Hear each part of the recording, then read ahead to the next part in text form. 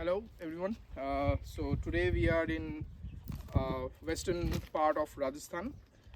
Today we are here in a local dryland river channel, and we have Professor Stephen who has been working more than 25 years in this dryland river systems.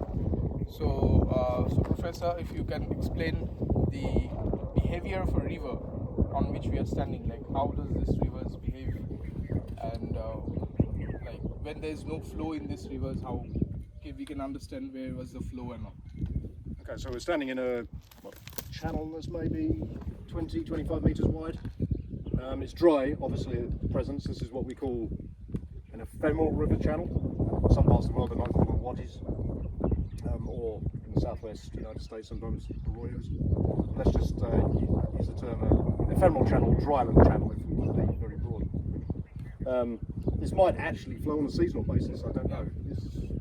What is the flow regime in this part of the world? Yeah, because it's mainly monsoon dominant things and some local precipitation occurring in some cases, so that's the major thing. So we have a very unimodal hydrograph for this type of rivers, which is dominant from July till September maybe.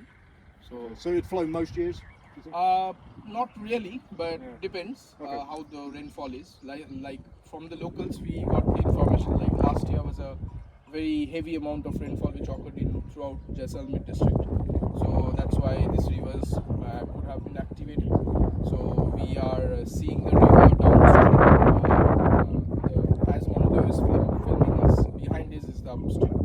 So that's our left bank and this is our right bank. You can explain the direction. Yeah, so I mean, it's interesting here that locals say that last year was pretty good monsoonal rainfall and presumably strong flows, because looking at the channel here, there's some indicators of recent large flows coming along, and a classic indicator, we'll start over here actually, is bent vegetation. So vegetation has been bent in the downstream direction, so obviously, if I just skip around here, flows, high energy flows have been coming along, bent this bush over completely. If you look around, you'll see others. Sometimes you can see debris trapped on the upstream side of larger trees, and that gives a good indication of flow direction. Even the sediment sorting can help us to indicate some stuff, like we have various mixed sorting over here. So maybe the direction of the flow can be seen like that. Yeah, so I can point out some features. Like this has obviously been moved by the flow, and it's been stacked on top of this block, which has been stacked, and there's sediment packed in on the upstream side of this piece of bedrock on the channel bed. There's another really good example here where we've got two boulders stacked together, and that form of stacking is called imbrication. Classed imbrication. It's a classic indicator of flow direction in an ephemeral stream, and you can see it in all kinds of scales. There's smaller examples here. Yeah, and that's a really good way to tell the direction of flow, in some cases the strength of flow. Clearly the floods were big enough to move classes of at least that size, and possibly larger, and it's scoured to bedrock in many places. I mean, this channel's actually fairly free of sediment. There's large areas of bedrock exposed. Yeah. So one of the consequences of flash flooding is, of course, damage to infrastructure, and we're going to walk up the channel and just have a look at a local example of that. Yeah, sure.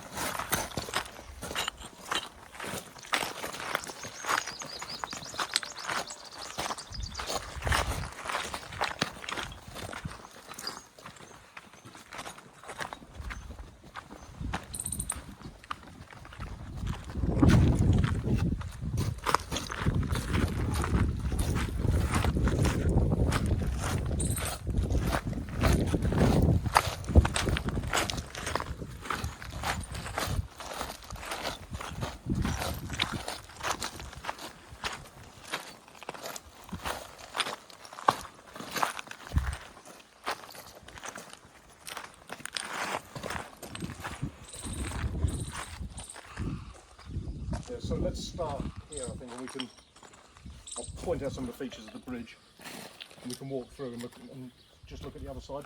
Yes, running.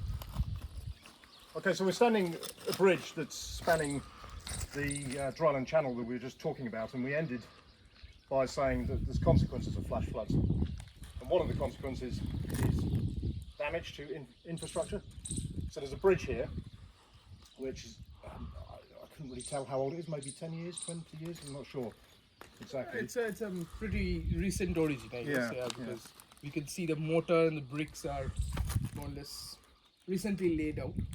Sure, but the big problem, if I'll go stand over here, is we can see that the bridge supports, bridge piers are starting to become quite seriously undermined. They're relatively intact here. I suspect the concrete here was laid roughly at the level of the riverbed as it was, but now the channel is scouring between the support structures, and there's clearly excavated quite a deep hole here, exposing some of the deeper foundations. Yeah. And in time, if that continues unchecked, that could lead to loss of support for the bridge. So we can walk through and just have a look on the other side of the bridge. Yeah, sure.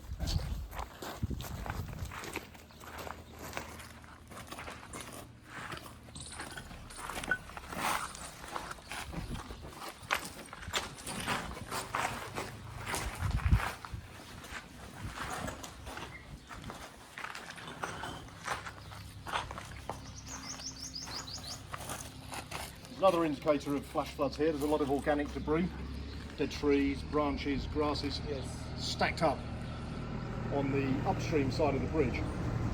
That, during flows, can increase the pressure on bridges and in extreme cases can lead to collapse.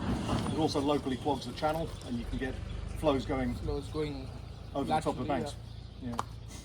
So don't get me wrong, flash floods are a natural part of dryland ecosystems. They're an essential part of dryland ecosystems. They provide surface water, obviously, which some plants and animals depend on. They also lead to groundwater recharge, but they do need to be managed to a degree, and infrastructure like bridges designed with flash floods in mind. Yes. So yeah, we have covered more or less whatever we can in this short time. Stay tuned for more videos. Thank you.